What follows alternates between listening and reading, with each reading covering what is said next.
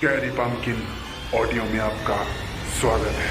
कलाकार अपनी कला से अनकही बातें कहना एक कलाकार की कला होती है। इसी कला के सहारे वो अपने अंदर के भाव जैसे खुशी, दुख, क्रोध आदि दिखाते हैं।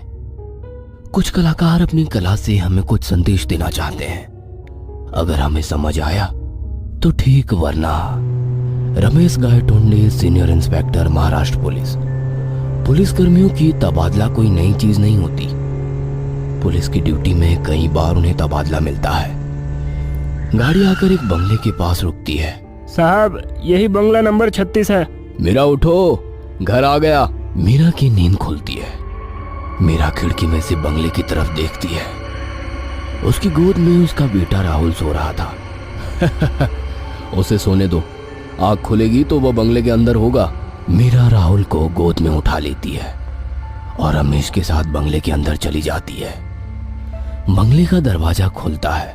बंगला बड़ा ही आलीशान होता है। पुराना होते हुए भी उसकी खूबसूरती देखने लायक थी। ये बंगला तो बहुत खूबसूरत है। हाँ, मीरा एक कमरे में राहुल को सुला देती है और बंगले का मुआयना करती है।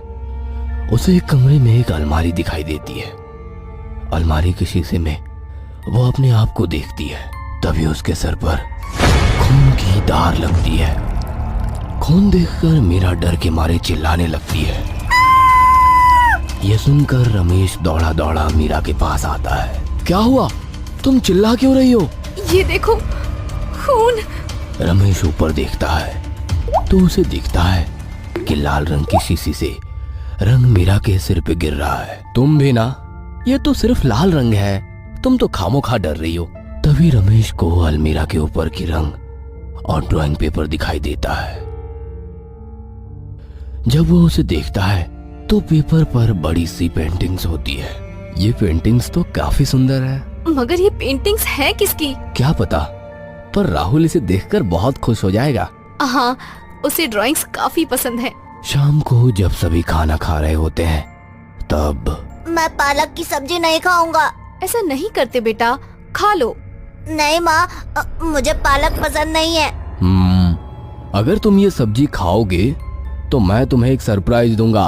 कैसा सरप्राइज? वो तो तुम्हें खाना खत्म करने पर ही पता चलेगा। इसके बाद राहुल अपना खाना खत्म कर लेता है। अब मैंने अपना खाना भी खत्म कर लिया है, अब तो मुझे मेरा सरप्राइज दे दो। रमेश वो ड्राइंग पेपर और रंग राहुल को दे देता है। वाह पापा, ये रंग आप कहाँ से लाए? अरे वो सब छोड़ो, अब तुम इससे अच्छी ड्राइंग बनाना। हाँ पापा। अगले दिन रमेश जब अपने काम पर जा रहा था तब उसने देखा कि राहुल ने एक चम्मच की पेंटिंग निकाली है जिस पर खून लगा है। यह देखकर रमेश को काफी अजीब लगा।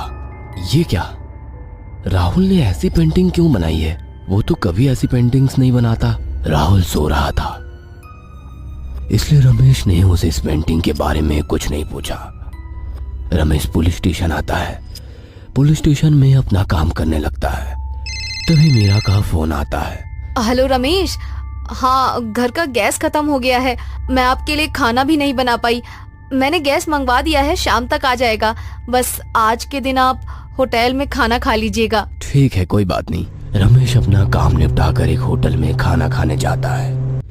तभी होटल का एक आदमी तेल का डिब्बा अंदर लेकर जा रहा था। शायद डिब्बे में कोई छोटा सा छेद था, इसके कारण फर्श पर तेल गिर जाता है। अरे छोटू, ये तेल साफ कर दे।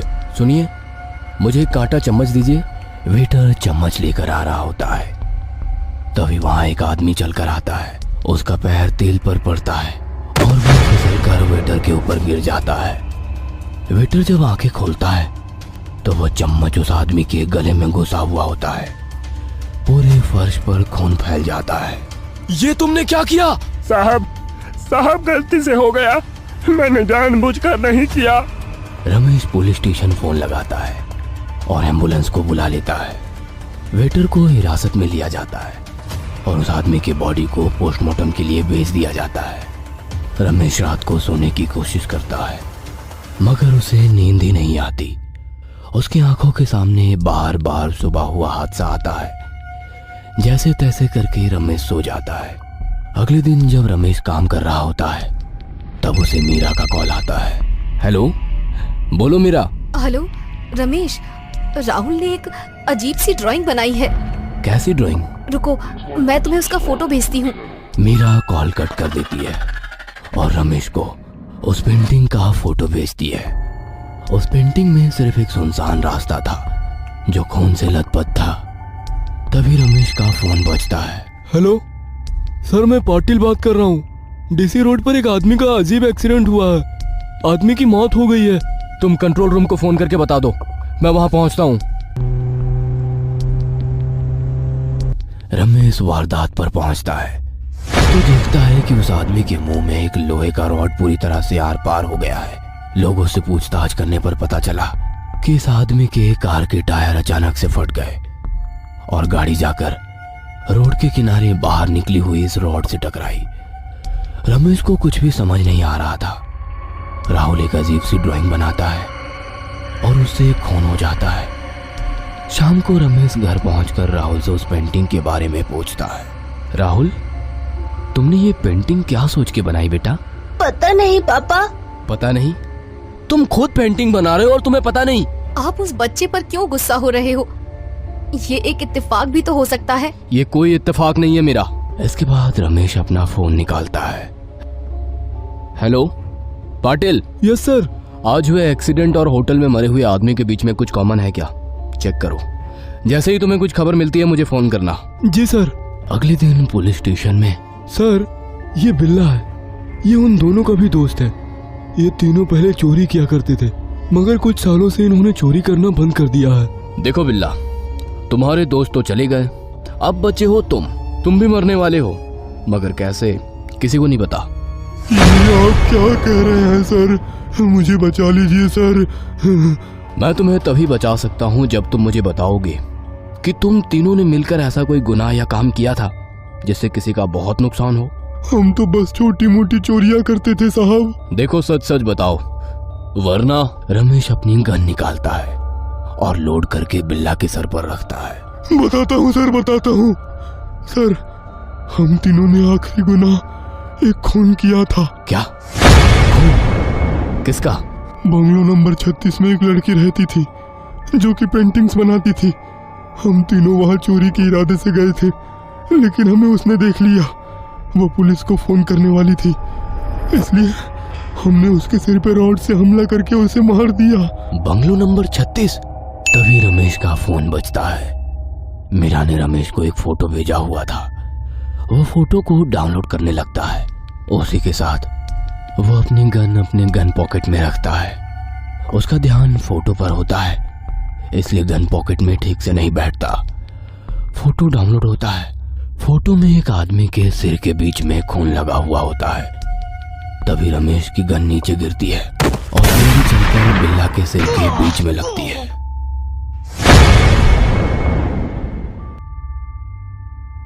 यदि आप हमारे चैनल पे नए हो तो चैनल को सब्सक्राइब करना ना भूलें और बेल आइकन पे क्लिक करें ताकि हमारे सारे न्यूज स्टोरीज आप सबसे पहले देख सकें। ये कहानी है निशा की, जो कि एक कॉलेज स्टूडेंट है। निशा अपने फैमिली के साथ रहती थी। निशा के पास एक पालतू कुत्ता था जो निशा को बहुत पसंद था। निशा और उसके दोस्त अक्सर घूमने के लिए जाते थे। एक दिन ऐसे ही निशा और उसके दोस्त घूमने के लिए गए। निशा ने अपने साथ अपने पालतू कुत्ते को भी लिया। निशा और उसके दोस्तों को घूमते घूमते बहुत रात हो गई। पास ही के एक होटल में उन्होंने अपना एक रूम बुक किया और वहां रात गुजारने का फैसला किया। निशा और उसके दोस्त रूम नंबर 401 में रुके थे। उसी फ्लोर पर एक और कमरा था 402, जो बड़ा ही पुराना और सालों से बंद पड़ा हुआ था। निशा ने वेटर से उस कमरे के बारे में पूछा तो उसे पता चला वहाँ सालों पहले किसी ने फांसी ली थी और तब से वो कमरा बंद था। निशा ने ये बात अपने दोस्तों को बताई। तब उसके दोस्त उस पर हंसने लगे और उसे कहने लगे कि ऐसा कुछ नहीं होता। हालांकि निशा का भूतों पर विश्वास नहीं था। निशा और उसके दोस्तों ने खाना खा लिया और उसके बाद अपने कमरे में चले गए।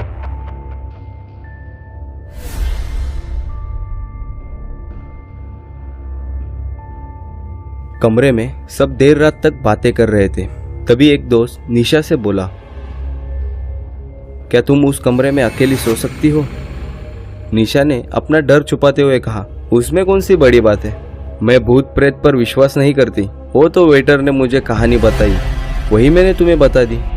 उस पर उसका दोस्त बोला, ठीक है फिर आज की रात तुम उस कमरे में सो जाओ। ये सुनकर निशा के पसीने छूट गए। निशा ने कहा, क्यों? हमने पैसे तो इस कमरे के दिए, फिर उस कमरे में क्यों सो? इस पर उसका दोस्त बोला, हाँ अब तो तुम ऐसे ही बोलोगी, तुम्हें डर जो लग रहा है। उसके दोस्त ने कहा, ठीक है तुम अपने कुत्ते को लेकर आज की रात अकेले उस कमरे में सो जाओ। निशा के दोस्त ने वेटर को पैसे देकर उस कमरे की चाबी ले ली और निशा और उसके कुत्ते को उस कमरे में सोने के लिए भेज दिया।